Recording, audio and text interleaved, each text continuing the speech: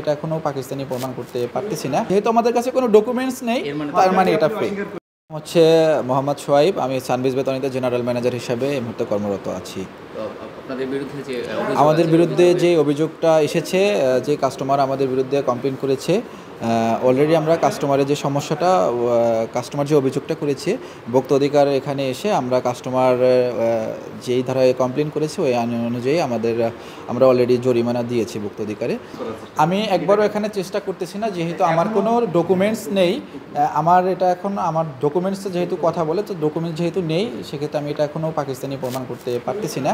আমার কাছে ডকুমেন্টস থাকলে আমি অবশ্যই করতাম। এটা কিন্তু আমরা কাস্টমারের সামনে বা স্বীকার করে কিন্তু আমরা কাস্টমারকে আমরা করে ফেলেছি। কাস্টমারের সাথে কথা বলে আমরা কাস্টমার এবং ভোক্তা অধিকার কথা বলে তারা কিন্তু একটা জরিমানা করেছে, যেহেতু যে তারা বলেছে যে এটা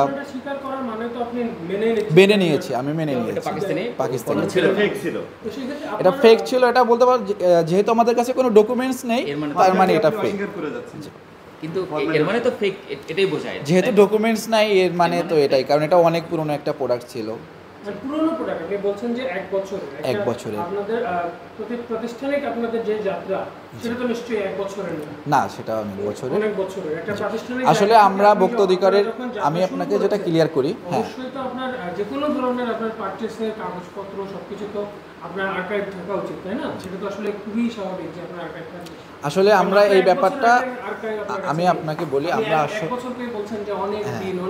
আমরা এই ব্যাপার সম্পর্কে অবগত ছিলাম না যে আমাদের প্রত্যেকটা প্রোডাক্টের মেমো ধরে ধরে প্রত্যেকটা লিস্ট কোথা থেকে ইম্পোর্ট হয়েছে, কোথা থেকে, আমরা এই জিনিসটা আসলে অবগত ছিলাম না। আমরা এই বিষয়ে আমরা ভোক্তা অধিকারের কাছে আমরা আসলে ক্ষমাপ্রার্থী, এবং আমরা ওনার কাছে এসে বলেছি, এবং ওনারাও আমাদেরকে কিছু দিক নির্দেশনা দিয়েছে। আমরা অলরেডি আমরা অন্য সব যে শোরুমগুলোতে আছে, ওই শোরুমগুলোতে আমরা সব দিক নির্দেশনা দিয়েছি। ওনারা যেটা বলেছে, অলরেডি আমাদের যেহেতু যে লাখানি কালেকশন যে আছে, ওনারাও কিন্তু ওই ধরনের যে ডকুমেন্টস দেখাতে পারেনি। এই জন্য আমাদের যত শোরুমে যত পাকিস্তানি প্রোডাক্ট বলে যেহেতু ট্যাগ ছিল, আমরা অলরেডি সবগুলো সরিয়ে আমাদের নিজের ট্যাগ আমরা বসিয়ে নেওয়ার কার্যক্রম অলরেডি শুরু করে দিয়েছি। এর মানে একজন অভিযোগকারীর অভিযোগ যেটা, ওইটার অভিযোগের প্রেক্ষিতে প্রমাণিত হলো যে আপনারা পাকিস্তানি প্রোডাক্ট বিক্রি করেন। এখন আমি যেটা বলবো, এর মানে অন্যান্য গ্রাহকরাও আপনাদের সাথে যারা কিনেছে, এরাও তো প্রতারিতই হয়েছে। অন্যান্য গ্রাহক বলতে আপনার অন্যান্য গ্রাহক আসলে কোনো ধরনের কমপ্লেন করে নেই। আর যদি যে গ্রাহক কমপ্লেন করেছে, আমরা তার মাধ্যমে সমঝোতার মাধ্যমে তার সাথে কথা বলে ভোক্তা অধিকারের মাধ্যমে আমরা এটা সমন্বয়ে গিয়েছি। আমরা সচরাচর মূলত আপনারা দেখেছেন যে গতকালকে একটা কোম্পানিতে আমরা যেই ব্যান্ডরের থেকে পারচেস করি, ওনাদের এরিয়া বন্ধ করে দিয়েছে। তো এই প্রোডাক্ট হচ্ছে অনেক পুরনো প্রোডাক্ট। এই প্রোডাক্ট সংক্রান্ত আমাদের কাছে এই মুহূর্তে আসলে কোনো ডকুমেন্টস নাই, যেহেতু এটা অনেক 1 থেকে 1.5 বছর আগের এই প্রোডাক্টটা আমাদের পারচেস করা ছিল। এছাড়া বিভিন্ন সময় আমাদের বিভিন্ন ব্যান্ডর এসে স্যাম্পল দিয়ে যায়, প্রোডাক্ট দিয়ে যায় দেখার জন্য, এই জন্য। সো আমরা ওই প্রোডাক্টে লাইভে আসলে ডিসকাউন্ট দিয়েছিলাম। তো এই প্রোডাক্ট সম্পর্কে আসলে আমাদের কাছে এই মুহূর্তে সঠিক কোনো ডকুমেন্টস নেই। তো ভোক্তা অধিকারের নির্দেশ অনুযায়ী যেটা বলেছে যে আমরা কোন কোন ভ্যান্ডরের মাধ্যমে আমরা কোন কোন প্রোডাক্ট পারচেস করে থাকি, স্যাররা নির্দেশ দিয়েছে যে ভ্যান্ডর লিস্টটা তাদেরকে দেওয়ার জন্য, তারা এই বিষয়টা আর কি ইনভেস্টিগেশন করবে, যেহেতু আমাদের এই পণ্য সম্পর্কে আমাদের কাছে কোনো তথ্য নেই।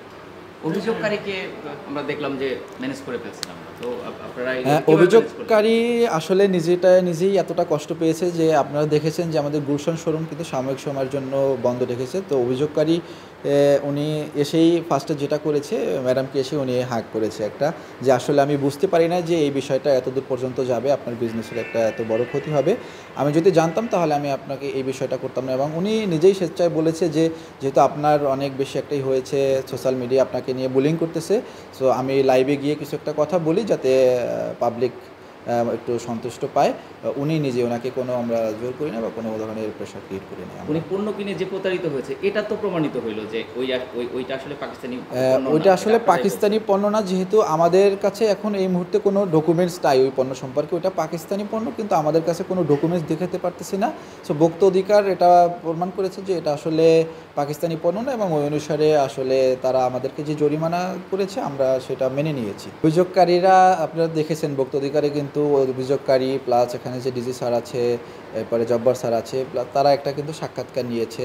ওরা সাক্ষাৎকারটা হয়তো দেখেছে। সাক্ষাৎকারের পরে আমরা লিফট থেকে যখন নেমেছি তখনই উনি বলেছে যে যেহেতু আপনার বড় একটা ক্ষতি হয়েছে, আমরা কোনো এক কফি শপে বসে খেতে খেতে আড্ডা দিয়ে আপনার লাইভে আমি জিনিসটা ক্লিয়ার করে ফেলি যে আসলে আমি এত বড়টা আসলে আপনার ক্ষতি চাই না বা করি না। উনি জাস্ট অভিযোগ করেছে। আর যেটা হয়েছে, উনি অভিযোগ করেছে যে এই শুনানির ডেটটা ছিল, আমাদের ওই শুনানির ডেটে আমাদের উপস্থিত হতে পারি নাই।